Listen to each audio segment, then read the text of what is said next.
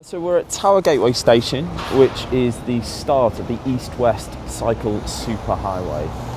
Runs from Tower Hill, where we are here, all the way to Lancaster Gate over in the west of London. And with this new Cycle Superhighway about to open, we rode it from east to west to see how it's shaping up, what the segregation is like, and what infrastructure was in place. It wasn't quite finished when we tried it out, but it's set to open on April the 30th. And yes, Andy is a big fan of cycling.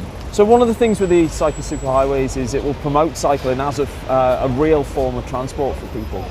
Because at the moment, a lot of people perhaps feel unsafe on the roads with all of the traffic, with all of the buses, trucks, cars that we have here. So if you can take people out of that, make them feel safe on the road, then people might go on bikes. Soon on, we found a good example of why cyclists prefer segregated cycle lanes.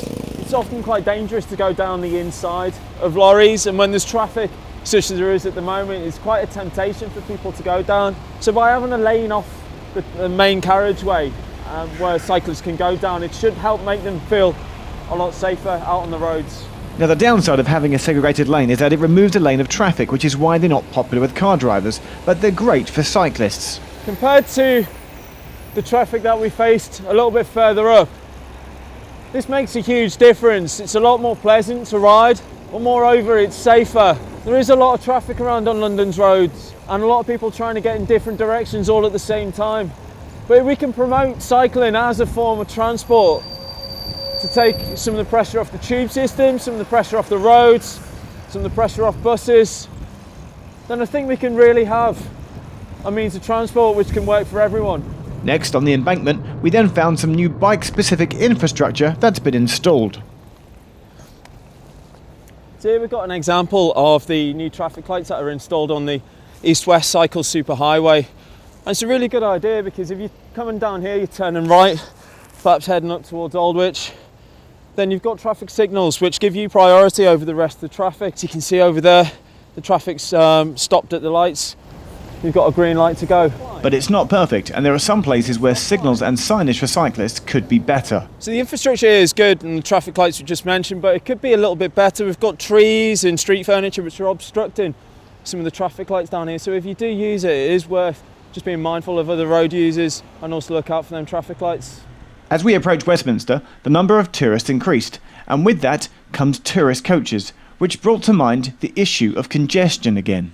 So one of the criticisms of the Cycle Superhighways is that it takes a lane of traffic out and increases congestion, but surely to have a lane of traffic which is moving, i.e. people on bikes, is much better than having a lane of traffic which is stationary, i.e. the coach park behind me.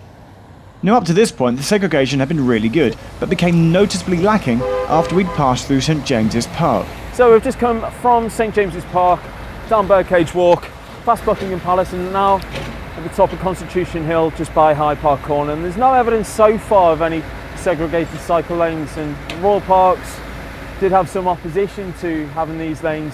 There is construction going on here and quite a lot of traffic backed up as well. To finish up, we cycled along the wide road along the bottom of Hyde Park, where there was no segregation, nor was there any through the central section, as we went up and got to the Lancaster Gate exit for Andy to give us his thoughts.